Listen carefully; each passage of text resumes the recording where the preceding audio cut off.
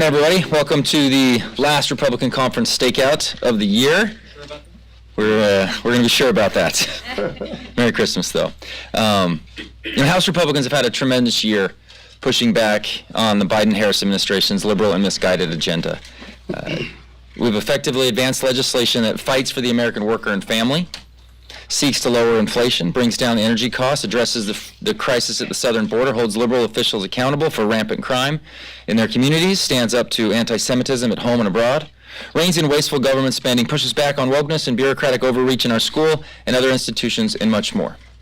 We have a unprecedented opportunity here to juxtapose 2017 versus 2021 when Republicans had control of three, Democrats had control of the three, and you get a chance to look and see what took place. And I'll just kind of simplify it into something and finish my remarks. In 2017, Republican leadership invested in the American worker and the American family.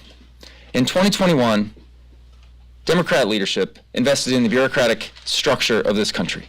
There is only one that produced massive amounts of inflation for our country. And we know that took place shortly after President Biden took office. We have a tiny majority, but we won that majority hard fought for 2022. And with that, we have worked to accomplish all the things that I just listed.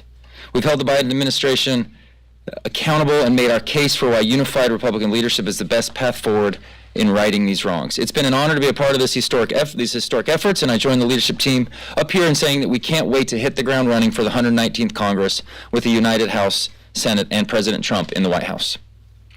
We will make a big impact on how Washington works and for each and every American.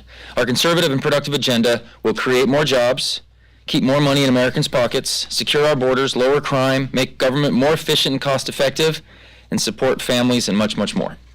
The interests of the American people will be at the heart of everything we accomplish next year, and we can't wait to get started. And with that, I turn over to our whip, Mr. Emmer. Thanks, Blake. The end of this Congress marks a turning point in history. In this election cycle, Americans overwhelmingly rejected a Democrat Party that puts illegal immigrants over American citizens, a commander-in-chief who doesn't know which way is up, a vice president who thought she could awkwardly laugh off her role in breaking everything from the economy to the border, and a Senate Majority Leader who allowed House Republicans historic common sense legislation to collect dust on his desk. Americans chose a new era. Our 47th President, Donald J. Trump, will make his triumphant return to the White House in 34 days. And he's ushering in a new golden age of America. Under President Trump's leadership, our Republican trifecta will hit the ground running on day one to undo the damage Democrats have done by securing the border, fixing the economy, unleashing American energy, and extending the Trump tax cuts. We will also work with President Trump's outstanding cabinet picks to deliver on our America First agenda. These guys will shake up the status quo here in Washington, which is exactly what Americans voted for and what they want. I must confess, I'm looking forward to a cold Christmas in Minnesota, but I think I can speak for everyone on this leadership team when I say we also can't wait to come back here in January to get the job done. And with that, I turn it over to our Majority Leader, Steve Scalise. Well, thank you, Whip. And, for the gentleman from Minnesota, I know the cold weather can't be cold enough. It's probably warm for you right now. I want to open up by wishing you all a Merry Christmas, and we have a lot to do the rest of this week, but we all look forward to getting back home to our families and enjoying a great Christmas as we get ready for what will be a very busy and productive new year, and a really important new year for the American people as we turn the page from the last 4 years of this disaster that's been the Biden-Harris administration. As we finish up the important things that we have to do this year, this week, and I know the speaker is going to talk more about the CR, getting government funded, making sure we take care of disasters and our farmers here in America, and the important work that will be done this week. I think it's important to look back, as Blake did as well, on this last 2 years since we took the majority. You know, this Republican majority has been focused on fighting for those hardworking families who are struggling under the weight of the failures of the Biden-Harris administration. You know, we started off by saying we're going to promote energy security again. If you look at what the Biden-Harris administration has done, waging an all-out war and an attack on American energy, that has driven up costs on families. That has been one of the indicators that's led to high inflation. Their runaway spending and their anti-American energy policies under President Biden and Vice President Harris has been the precipice that has driven a lot of this inflation. When you go to the grocery store, when you go to the pump, that has been devastating for families. We laid out a better way. We passed a bill, H.R. 1, to show the country how we can produce more energy in America, how we can lower costs, not just at the pump and when they're paying their electricity bill, but also when they go to the grocery store and so many other things that they buy. The border crisis is something that we've highlighted for 4 years now. We've called on President Biden to fix the mess that he created, but he refused to do that. So we said, we'll show the country how you can actually secure America's border when we came together and passed H.R. 2, the strongest border security bill this country's ever seen. And we worked very closely with President Trump as he talked during the campaign about this issue and let the American people know crystal clear that if he comes back into the White House as President of the United States, he will secure America's border. And Kamala Harris made it clear she wouldn't, as she said on The View, wouldn't change a thing from the Biden policies.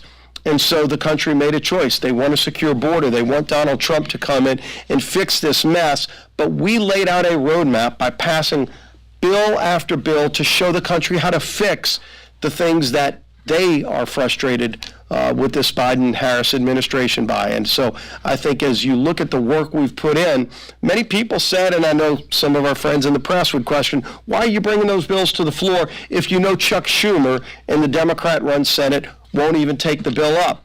President Biden issues a veto threat on bills to lower energy costs or to secure America's border. Why waste the time bringing it? And we said it's not a waste of time because, number one, it shows the American people how to fix these problems, but it also lays out that roadmap. So if we do get the House, Senate, and White House in January, which we now have, this mandate from the American people, that we will have already started the process to show the country how we can get it done so that we can start moving in January to address these problems. And in fact, we didn't wait until the election to start addressing these problems. We have, for months and months and over a year and a half really, put that work in so that we'll be ready to go to work day one in January for the American people to address these problems that has been plaguing them, that were created by Joe Biden and Kamala Harris, that will be fixed when Donald Trump becomes president with a Republican House and Senate. And again, as I wish you Merry Christmas, the leader of the House today and in the majority by the narrowest of margins in January, but it doesn't matter. Having the majority is what's important, is our Speaker of the House, Mike Johnson. Thank you, Mr. Leader. Good morning, Merry Christmas, Happy Hanukkah.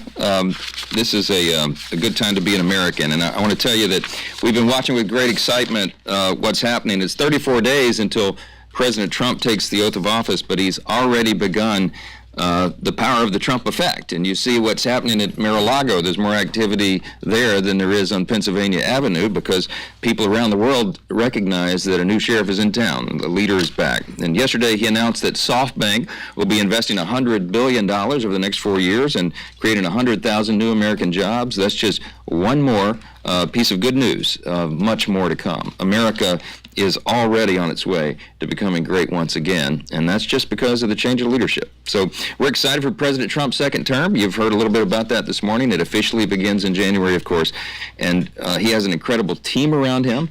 I've been visiting with the various cabinet appointees, nominees.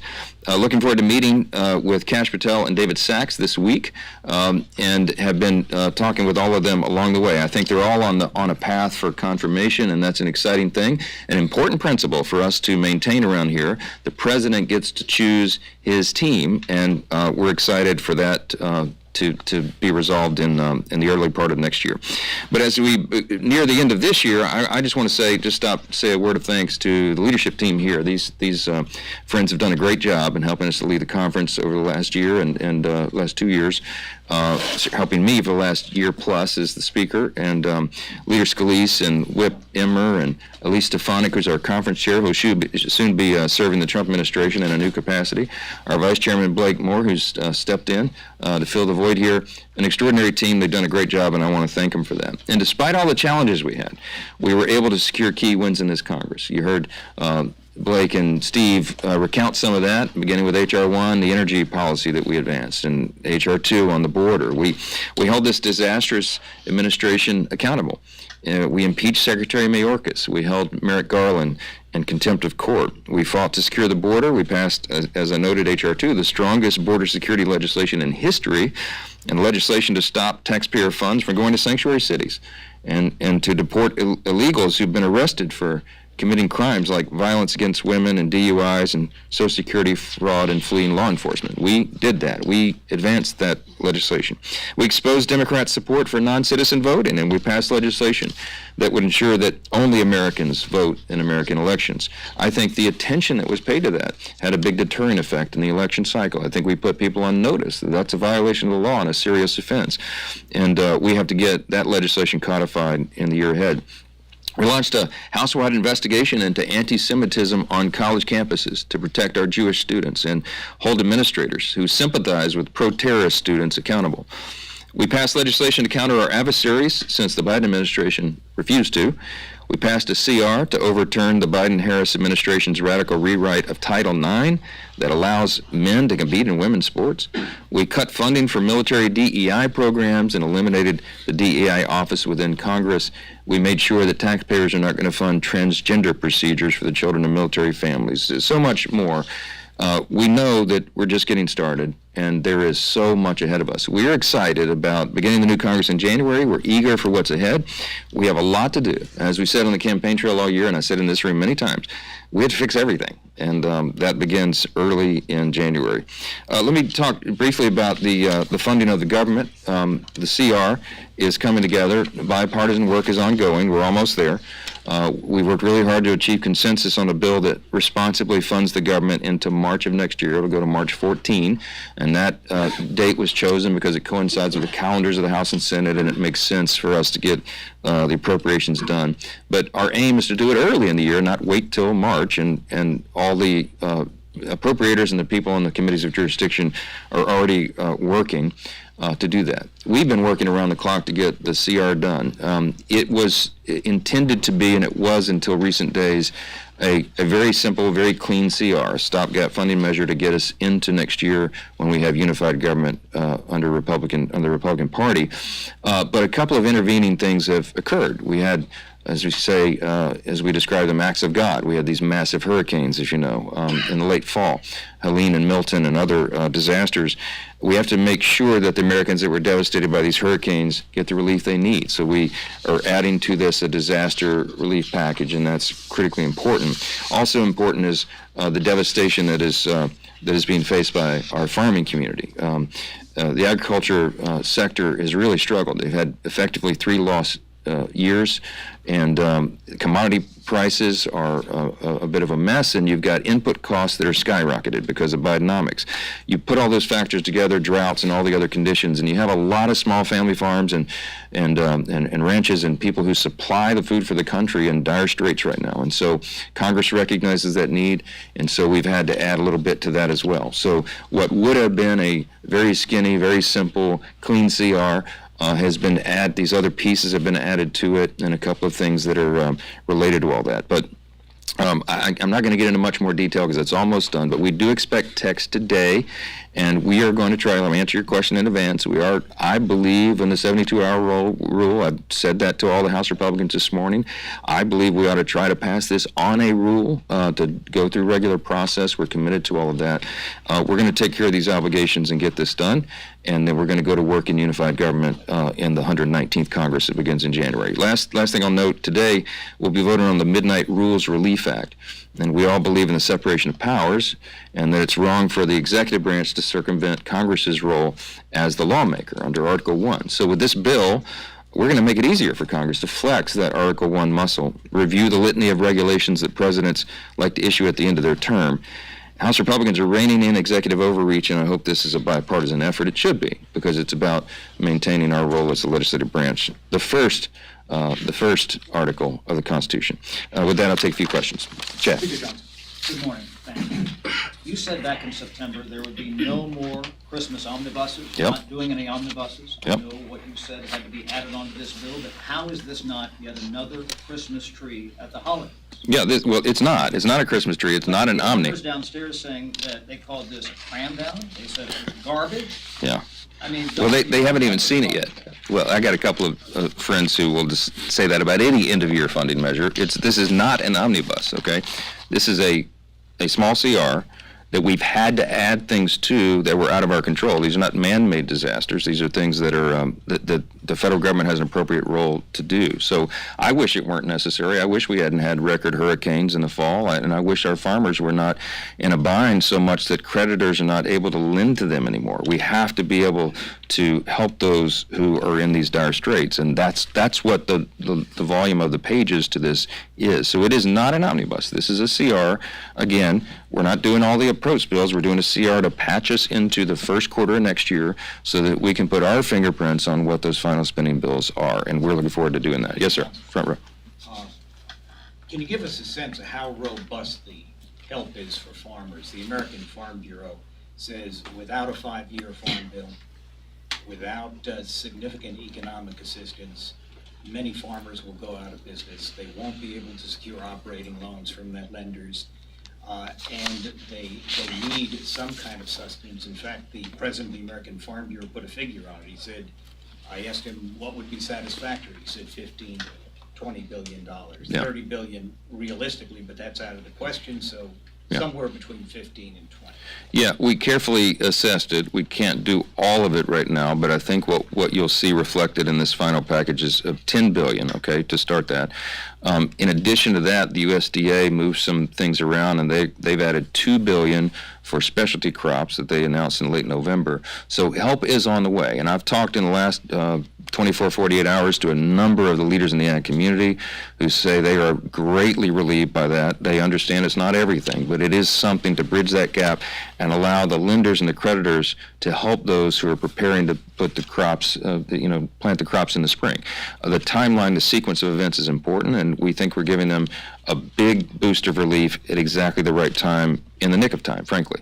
So it's there's always more to do. There's always more to do. But I think this is an important step for Congress. I think the people involved understand that, and it sends a signal to lenders and creditors that Congress will not abandon our food producers, right? Here's the thing. If you have small family farms and ranches that go out of business or they can't make it one more year and they can't get a loan to do it, they're gone. The kids move to the cities and there is no more family farm. You might have noticed very few people start family farms. These are third, fourth, sometimes fifth generation operations.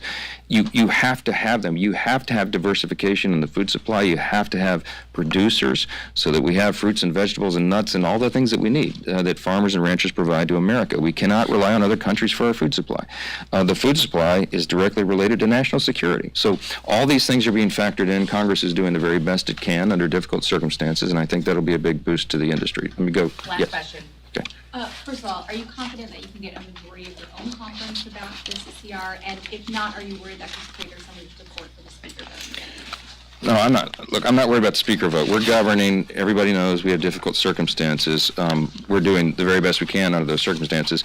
With regard to the vote, yeah, I certainly hope and am working towards the majority of our group. One of the things I think that could be a factor in that is if we're able to push this forward through a rule, which I prefer, and allow for a pay-for a lot of this, then I think that is something that's important to a lot of our members. Look, we also recognize that in the midst of providing the aid and doing the things that the federal government is responsible for doing, we also have a large national debt.